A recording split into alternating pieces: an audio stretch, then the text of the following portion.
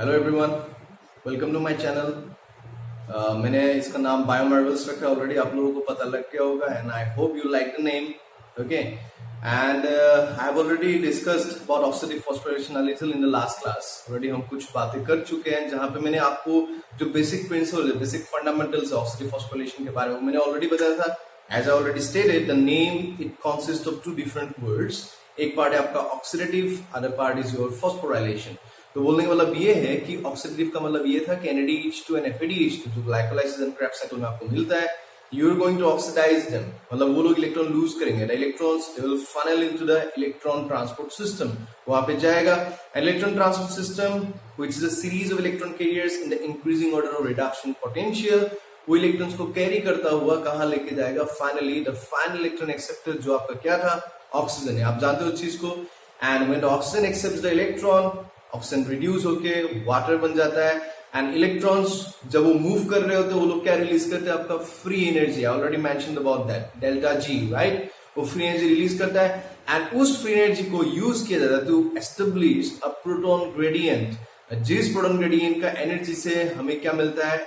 Adenosine triphosphate, the energy currency of the cell. तो आज इस चीज को थोड़ा हम इलेबोरेटेड मैनर में देखेंगे, जरा टाइम नहीं लगाएंगे हम लोग, एकदम कम टाइम में। ऑलरेडी आप फंडामेंटल्स लास्ट क्लासेस को देखो, अभी अगर आपने नहीं देखा है, लास्ट मेरे 3 लेक्चर्स थे, उसको आपको देखना है। And now in this particular class we will wrap the whole thing. ठीक है, अभी हम देखते हैं। Now as I already discussed, मैं एक डायग्राम बना के रखा हूं यहाँ पे। ठीक है, now as you can see, ये ऊपर एक लिपिड बाइलेयर है। Okay, and this lipid bilayer मैंने नाम क्या किसका? Outer mitochondrial membrane, OMM. OMM means outer mitochondrial membrane. You cannot write it in exam, of course, okay? But you can definitely use it in my class. They're like, my type of abbreviations. तो आप इसको use कर सकते हो। And यहाँ पे मैंने जो ये लिपिड बाइलेयर आपको बना के दिया है, that is called IMM. IMM means inner mitochondrial membrane. मतलब already आपको मैंने last class में दिखा था कि माइटोकॉन्ड्रिया में एक outer membrane होता है, एक inner membrane होता है, and inner membrane is highly folded. क्या बनाते हो? फोल्डेड हो गया। आप जानते हो they are called cristae to increase the surface area. ठीक है, राइट? तो OMM एंड IMM के बीच में, मतलब outer mitochondrial membrane and inner mitochondrial membrane के बीच में एक स्पेस होता है and that space is called PMS। मैंने यहां पे लिखा है, that is called peri mitochondrial space. And now if you go beyond the outer mitochondrial membrane, आप उसके बियॉन्ड देखते हो, दैट इज योर साइटोप्लाज्म। मैं यहां पे लिख के रखा हूं, स्पेस ज्यादा नहीं मेरे पास अवेलेबल, इसलिए मैंने वहां पे लिखा है कि outside this membrane you will have cytoplasm, right? Now inside of this inner mitochondrial membrane, इसके मेम्ब्रेन के नीचे आपको क्या दिखाई देगा? This is your mitochondrial matrix, जहां पे क्या साइकिल चलता है आप ऑलरेडी जानते हो। The cycle that we talk about is Krebs cycle बोलते हो या TCA साइकिल बोलते हो या क्या बोलते हो आप? Citric acid cycle. ठीक है, 3 अलग अलग। TCA क्यों बोलते हैं? Tricarboxylic acid cycle. Okay, now anyway, now आपको पता है कि Krebs cycle they are creating NADH2, okay, and they are also creating FADH2।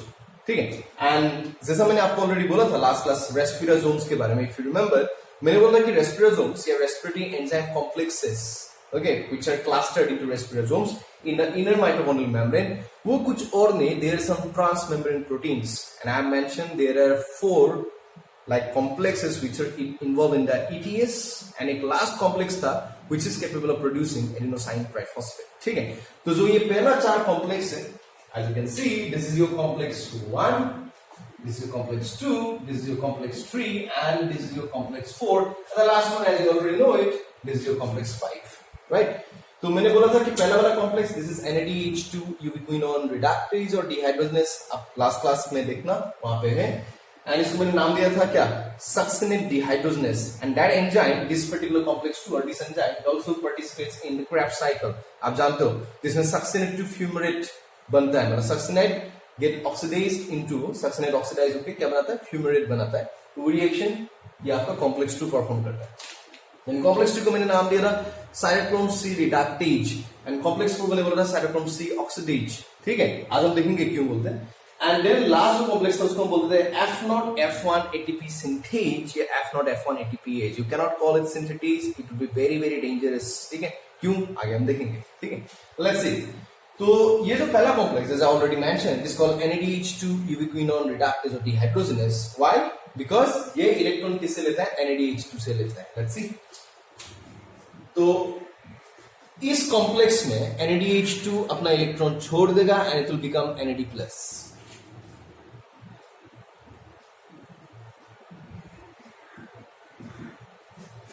ना ये NAD+ फिर से क्रैब साइकिल में जाता है,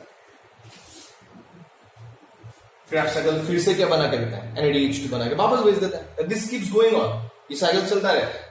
ओके, नाउ NADH2 जब NAD में ऑक्सीडाइज हो जाए, NADH2 when it gets oxidized into NAD+, oxidize होने से क्या लूज करता है, electrons.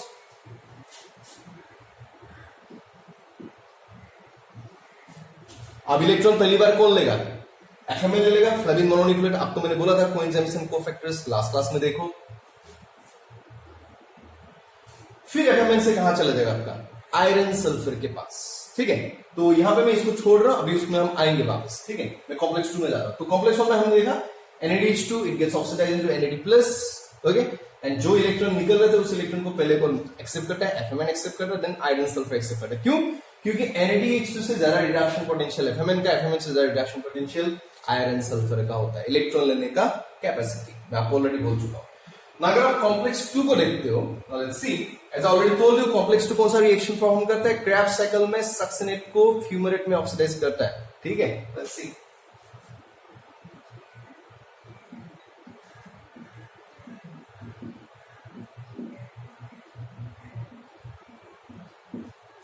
So this is a part of Krebs cycle. तो फिर से मैं यहां पे दिखाऊंगा कि फ्यूमरेट इधर गया, फिर यहां से सक्सिनेट बनते हुए आता है. मतलब क्रैब साइकिल ये आपको NADH2 भी दे रहा है एंड आपको सक्सिनेट भी दे रहे हैं. Now जैसे सक्सिनेट फ्यूमरेट में ऑक्सीडाइज हो जाए, succinate will also lose what? 2 electrons.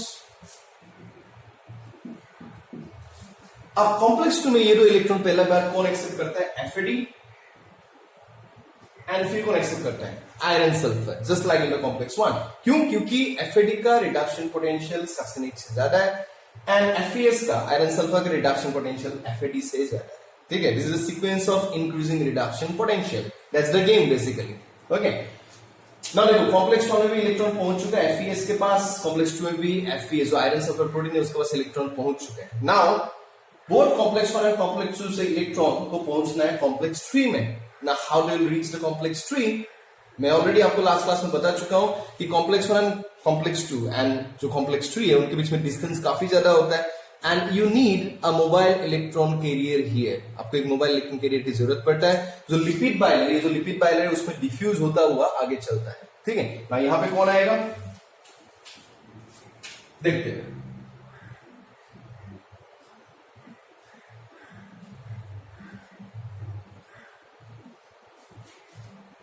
क्या लिखा हूं मैं, COQ. चलो मैं थोड़ा और ब्राइट कलर में लिख देता हूं, नहीं तो आपको मेरी दिखेगा नहीं. तो this is your UV quinone COQ. Okay, COQ is your UV quinone. Okay, and as you can see, UV quinone accepts electron from both complex 1 and complex 2. किससे, आयरन सल्फर से एक्सेप्ट करता है, right. Now what happens after that? जैसे UV quinone electron ले लेगा, UV quinone अब electron को किसको पास करता है, साइटोक्रोम B को. ना एक बात मैं यहां पे बोल देता हूं, सी UV quinone it's ONE on. ठीक है, UV क्विनॉन लास्ट में क्या है, कीटोन है, ketone. Okay, and UV quinone जब इलेक्ट्रॉन लेता है, कीटोन इलेक्ट्रॉन लेने से क्या होता है, रिड्यूस होता है. कीटोन रिड्यूस होने से आप पढ़ेंगे केमिस्ट्री में क्या बनता है, अल्कोहल, राइट. सो क्विनॉन जो UV क्विनॉन यहां पे इलेक्ट्रॉन ले रहा है कॉम्प्लेक्स 1 कॉम्प्लेक्स 2 से, पहले वो क्या बन जाता है, UV क्विनॉल बन जाता है. ठीक है, एंड फिर वो क्या करता है, अपना इलेक्ट्रॉन साइटोक्रोम B को दे देता है और फिर से क्विनॉन बन जाता है. फिर वो इलेक्ट्रॉन लेगा कॉम्प्लेक्स 1 और 2 से, मतलब it's kind of a cycle. UV quinone electron लिया, क्या बना, UV क्विनॉल, इलेक्ट्रॉन लिया, फिर से UV क्विनॉल बना, फिर इलेक्ट्रॉन लिया, फिर UV क्विनॉल, फिर इलेक्ट्रॉन लिया, फिर UV quinol.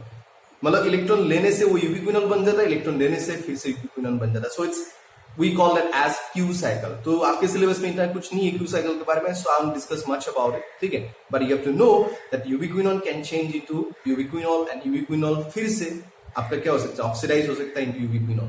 UV quinol reduce हुआ तो UV क्विनॉल ऑक्सीडाइज हुआ तो फिर से UV quinol. This will keep going on and on. ठीक है, हम इसको Q साइकिल कहते हैं. Now as the electrons have reached the complex 3 and complex 3 में सबसे पहले किसके पास पहुंचा, ये साइटोक्रोम B के पास. ठीक है, now from the cytochrome B ये जाएगा आपका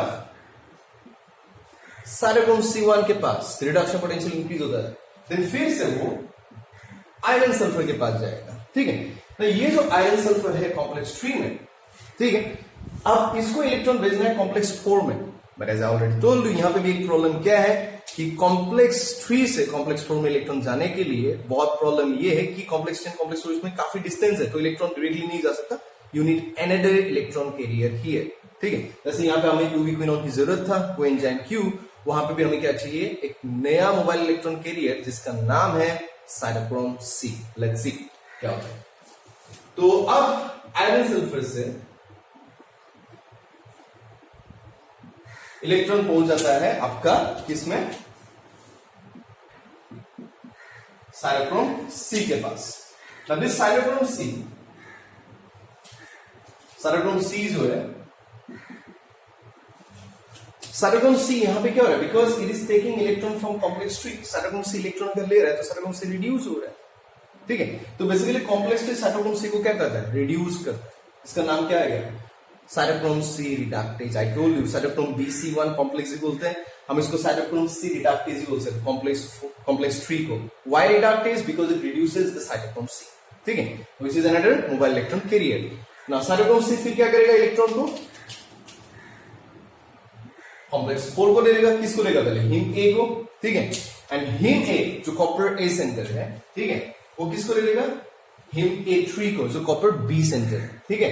तो यहां पे देख रहा है आपको कि साइटोक्रोम C जो इलेक्ट्रॉन पहले कॉम्प्लेक्स 3 से ले रहा था वो कॉम्प्लेक्स 4 को इलेक्ट्रॉन दे रहा है, मतलब कॉम्प्लेक्स 4 साइटोक्रोम C से इलेक्ट्रॉन ले रहा है, तो साइटोक्रोम C यहां पे क्या हो रहा है, ऑक्सीडाइज हो रहा है, यहां पे वो रिड्यूस हो रहा था, यहां पे इट इज गेटिंग ऑक्सीडाइज, ठीक है। तो अगर कॉम्प्लेक्स 4 उसको ऑक्सीडाइज कर रहे हैं तो कॉम्प्लेक्स 4 का नाम क्या होगा, cytochrome C oxidase. This is very simple, इसलिए नाम लेते हैं। यहाँ पे NADH2 से इलेक्ट्रॉन लेता है, यूबिक्विनोन में पहुंचता है, एज यू कैन सी, तो NADH2 यूबिक्विनोन रिडक्टेज और डिहाइड्रोजनेस। यहाँ पे सक्सिनेट से यूबिक्विनोन में पहुंचता है, तो you can call it succinate यूबिक्विनोन reductase और डिहाइड्रोजनेस। कॉम्प्लेक्स 3 साइटोक्रोम C को रिड्यूस करता है, इलेक्ट्रॉन देता है उसको, तो इसका मतलब ये क्या है, साइटोक्रोम C रिडक्टेज है। कॉम्प्लेक्स 4 साइटोक्रोम C से इलेक्ट्रॉन ले लेता है, उससे इलेक्ट्रॉन हटाता है, मतलब उसको ऑक्सीडाइज करता है, ठीक है, तो हम इसको बोलेंगे साइटोक्रोम C ऑक्सीडेज। ना इवेंचुअली अब क्या होगा कि ये इलेक्ट्रॉन कहां पहुंचता है, we have to see that. अभी देखते हैं, ये इलेक्ट्रॉन इवेंचुअली पहुंचता है टर्मिनल इलेक्ट्रॉन एक्सेप्टर, जिसको आप क्या बोलते हो, Yes, we are talking about aerobic respiration. तो टर्मिनल इलेक्ट्रॉन एक्सेप्टर कौन होगा एरोबिक रेस्पिरेशन में, it's oxygen, it's always oxygen, ठीक है। तो ऑक्सीजन जैसे इलेक्ट्रॉन को ले लेगा, oxygen will now get reduced and what it will become water, ठीक है। तो आपको ये बात पता होना चाहिए कि अगर इस इलेक्ट्रॉन ट्रांसपोर्ट पूरा सीरीज को मैंने आपको यहाँ पे दिखा दिया, अगर इस ट्रांसपोर्ट सीरीज में, ट्रांसपोर्ट चेन में, इफ यू आर आस्क्ड कि कौन सा वाला इलेक्ट्रॉन मतलब कैरियर सबका सबसे लोएस्ट मतलब क्या होता है रिडक्शन पोटेंशियल, तो आपको पता होना चाहिए कि FMN एंड FAD, क्योंकि वो एकदम पहले में आता है। सबसे हाईएस्ट किसका है, हिम A3 का, अगर आप सीक्वेंस लिखते हो, क्योंकि वो सबसे लास्ट में इलेक्ट्रॉन वहां पे है, पर उससे भी ज्यादा इलेक्ट्रॉन जो रिडक्शन पोटेंशियल हिम A3 से भी ज्यादा किसका है, ऑक्सीजन का। तो ऑक्सीजन उससे इलेक्ट्रॉन खींच रहा है, and oxygen as you call it, it's a good oxidizing agent, क्योंकि वो आसानी से रिड्यूस भी होता है, बिकॉज उसका रिडक्शन पोटेंशियल काफी हाई है। इट्स वेरी सिंपल, केमिस्ट्री आना चाहिए आपको। तो ऑक्सीजन, क्योंकि इसका reduction potential high, it will take up the electron, it will get reduced while it oxidizes the complex 4 again, और ये साइकिल फिर इसे रिपीट हो जाएगा, जैसे वो चल रहा है ऐसे वो चलता रहेगा। नाउ अब ये तो था इलेक्ट्रॉन ट्रांसपोर्ट। नाउ एक बार आपको समझना है, तो ये जो इलेक्ट्रॉन ट्रांसपोर्ट चल रहा है, when this electron transport is going on, her step देखो, ये छोटे छोटे स्टेप में इलेक्ट्रॉन एक ही जंप में इतना दूर सीधा यहां से जाके ऑक्सीजन में नहीं पहुंच रहा, कॉम्प्लेक्स 1 एंड कॉम्प्लेक्स 2 से, it is gone through many tiny little steps, ठीक है। और ये जो टाइनी लिटिल स्टेप्स है, हर छोटे छोटे स्टेप्स में इलेक्ट्रॉन क्या रिलीज करता है, because they are going to work. यहाँ पे एक्साइटेड स्टेट में था NADH2 के पास, सक्सेनेट के पास काफी हाई एनर्जी स्टेट में था, जैसे ऑक्सीजन के पास इलेक्ट्रॉन है वाटर में कन्वर्ट हो गया, they become what, they become stable. तो अगर स्टेबल हो रहा है तो एक हाईली एक्साइटेड स्टेट से स्टेबल स्टेट में आने के लिए उसको क्या लूज करना पड़ेगा, it has to lose some free energy, और वो फ्री एनर्जी सिंगल स्टेप में वो रिलीज नहीं कर रहा, it is releasing that energy in multiple steps. जैसे यहां से NADH2 से FMN में गया, वहां पे थोड़ा सा एनर्जी रिलीज हुआ, FMN से आयरन सल्फर में थोड़ा सा एनर्जी रिलीज हुआ, फिर FeS आयरन सल्फर से आपका यूबिक्विनोन थोड़ा सा और एनर्जी रिलीज हुआ। तो ये जो छोटे छोटे फ्रैक्शंस ऑफ एनर्जी है, उसको यहां पे कॉम्प्लेक्स 1 3 and 4. मैंने 2 नहीं बोला, be careful. Complex 1, complex 3 and complex 4. 3 मैंने बोला है, आप कॉपी में नोट कर लो. Complex 1, complex 3 and complex 4, not complex 2. Complex 2 नहीं है. तो ये तीनों कॉम्प्लेक्स उस फ्री एनर्जी को यूज करता है टू पंप द प्रोटॉन्स. देखो, अगर पंपिंग करना है प्रोटॉन्स को अगेंस्ट द ग्रेडियंट, आप जानते हो active transport against the gradient होता है, ठीक है. और अगर आपको अगेंस्ट द ग्रेडियंट काम करना है तो you have to spend some energy, ठीक है. अब एनर्जी दो सोर्स से आ सकता है. एक तो एटीपी खुद आ सकता है, उसको हम प्राइमरी एक्टिव ट्रांसपोर्ट बोलते हैं, या कभी कभार एनर्जी ऐसे फ्री एनर्जी के फॉर्म में आ सकता है जिसको आप सेकेंडरी एक्टिव ट्रांसपोर्ट बोलते हो, ठीक है. तो यहां पे हम सेकेंडरी एक्टिव ट्रांसपोर्ट देख रहे हैं. तो जो कॉम्प्लेक्स 1 है, 3 है एंड 4 है, they start pumping protons by using the energy, जो एनर्जी इलेक्ट्रॉन्स रिलीज किए while they are moving from NADH2 and succinate to eventually oxygen, ठीक है. तो वहां पे जो एनर्जी रिलीज, वो एनर्जी कौन यूज करेगा? Complex 1, 3 and 4. लेट्स सी क्या करता है.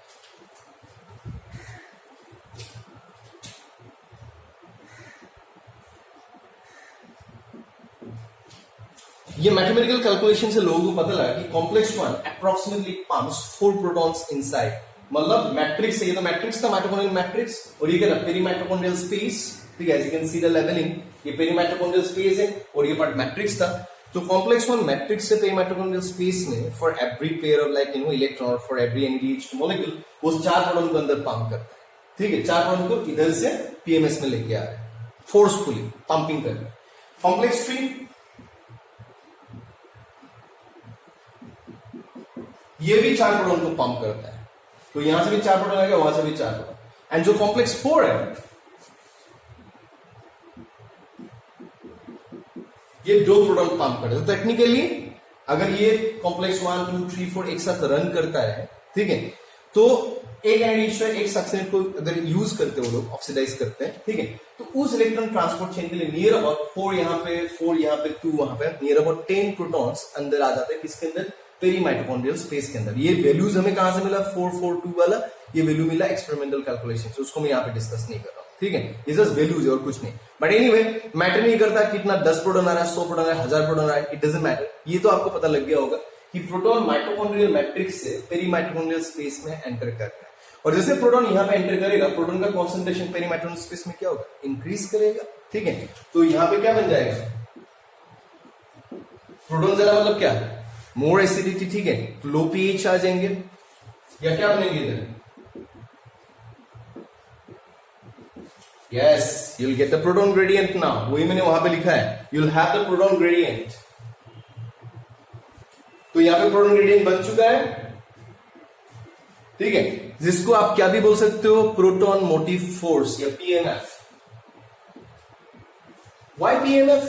बिकॉज क्यों? देखो, क्योंकि यहां पे प्रोटॉन्स कम हो रहा है, यहां पे प्रोटॉन ज्यादा हो रहा है. PMS में प्रोटॉन ज्यादा हो रहा है, मैट्रिक्स में कम हो रहा है. और अगर PMS में प्रोटॉन ज्यादा है तो प्रोटॉन पुश करेगा बाहर जाने का. अरे यार, हमें बाहर जाने दो, हमें जाना है बाहर. They want to go outside. Okay, ये नॉर्मल सा डिफ्यूजन वाला प्रॉपर्टी होता है किसी भी चीज का, हाई कॉन्सेंट्रेशन लो कॉन्सेंट्रेशन में जाना. बट द पॉइंट इज, ये तो प्रेशर वो जनरेट कर रहा है, या जो वोल्टेज इलेक्ट्रिक डिफरेंस वो जनरेट कर रहा है, क्योंकि यहाँ पे कम पॉजिटिव चार्ज, प्रोटॉन का पॉजिटिव चार्ज होता है, यहाँ पे कम पॉजिटिव चार्ज है, वहां पे ज्यादा पॉजिटिव चार्ज है. तो यहाँ पे जो एक वोल्टेज या पोटेंशियल डिफरेंस जो क्रिएट हो रहा है, दैट पोटेंशियल डिफरेंस हम इस क्या बोलेंगे? उसको PMF. तो it's not just concentration difference, we call it electrochemical gradient. Electro, why? Because there is a charge separation, charge का डिफरेंस है, यहाँ पे पॉजिटिव चार्ज कम है, यहाँ पे पॉजिटिव चार्ज ज्यादा है, that's why it's electro.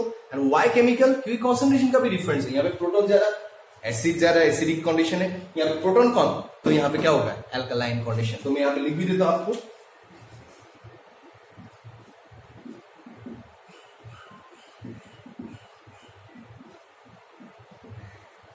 It's high pH और एल्कलाइन कंडीशन, क्योंकि प्रोटॉन कहां जा चुका है? PMS के पास जा चुका है, ठीक है. तो वहां पे एसिडिक है, लो pH है, यहाँ पे एल्कलाइन है, हाई pH है, वहां पे प्रोटॉन ज्यादा है, तो प्रोटॉन का ग्रेडियंट बन रहा है. एंड इलेक्ट्रिक चार्जेस का भी सेपरेशन है, तो वहां पे क्या बन रहा है? PMF, proton motive force, gradient create हो रहा है. Now protons they want to move back into the matrix equilibrium को एस्टेब्लिश करने के लिए, क्योंकि इधर यहाँ इस साइड का प्रोटॉन और उस साइड का प्रोटॉन अगर इक्वल हो गया कॉन्सेंट्रेशन में, there will be no potential difference, there will be no concentration difference, चीजें फिर से इक्विलिब्रियम में आ जाएंगे. तो protons want to go outside. But the problem is कि complex 1, 3 and 4 they are influx pumps. वो प्रोटॉन्स को मतलब मैट्रिक्स से मतलब पीएमएस को अगर कंसीडर कर दो दे इनफ्लक्स पंप्स, ठीक है, मतलब पीएमएस में प्रोटॉन्स को आने दे रहा है, इफ्लक्स नहीं है, बाहर नहीं जाने देंगे, वो आने दे रहे। PMS can acquit protons by means of 3 different electron carriers जो एस्पिरेटिव एंजाइम्स है, complex 1, complex 3 and complex 4। But the problem with them कि वो प्रोटॉन को बाहर नहीं जाने देगा। तो प्रोटॉन कहां से बाहर जा सकता है? यस, प्रोटॉन कैन गो किससे?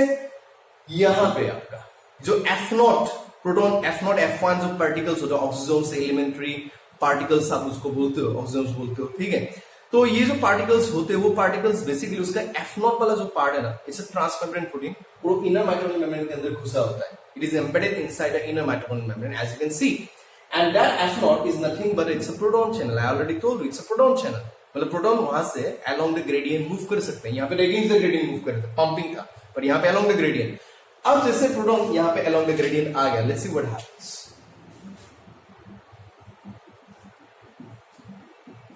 एट ए टाइम जो हमारा एक्सपेरिमेंटल कैलकुलेशन उससे बोल रहा है, एट ए टाइम 2 प्रोटॉन बाहर आ सकता है, किसके थ्रू? प्रोटॉन चैनल के थ्रू अलोंग द ग्रेडियंट। कोई चीज अगर अलोंग द ग्रेडियंट, आज जैसे हमने देखा ना यहाँ पे अगेंस्ट द ग्रेडियंट जा रहे थे, पंप हो रहे, तो it consume the energy, right? जो इलेक्ट्रॉन एनर्जी रिलीज कर रहे थे वो एनर्जी को ये लोग कंज्यूम कर रहे थे पंपिंग के लिए। पर यहाँ पे प्रोटॉन बाहर आ रहा है, अलोंग द ग्रेडियंट आ रहा है, ये पंपिंग नहीं है। प्रोटॉन चाहता है खुद जाओ तो उसको जाने दे रहा है, ठीक है। It's happening along the gradient. और अगर ये चीज अलोंग द ग्रेडियंट हो रहा है, प्रोटॉन वापस जा रहा है, चैनल बोल रहा हूं मैं, ये पंप नहीं है, चैनल है, ठीक है। तो प्रोटॉन अगर अलोंग द ग्रेडियंट जा रहा है, इसका मतलब क्या है? They will be releasing the free energy. अब ये फ्री एनर्जी जो F0 का पार्टनर है, जो मैट्रिक्स की तरफ, ये क्वेश्चन आता है F1 is always towards the matrix, mitochondrial matrix, ये क्वेश्चन आता है, बी केयरफुल, ठीक है। तो इसका जो पार्टनर है F1 which is towards the matrix, उसमें कुछ स्ट्रक्चरल कॉन्फॉर्मेशनल चेंजेस, मतलब स्ट्रक्चरल या कॉन्फॉर्मेशनल चेंजेस, मतलब कुछ स्टीरियोकेमिस्ट्री में उसका चेंज लाता है, जो चेंज F1 एटीपी सिंथेज को इतना एनर्जी प्रोवाइड करता है कि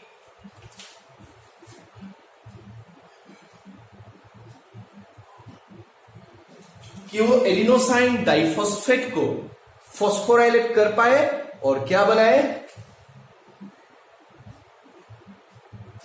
adenosine triphosphate. See, I told you, oxidative phosphorylation, that's how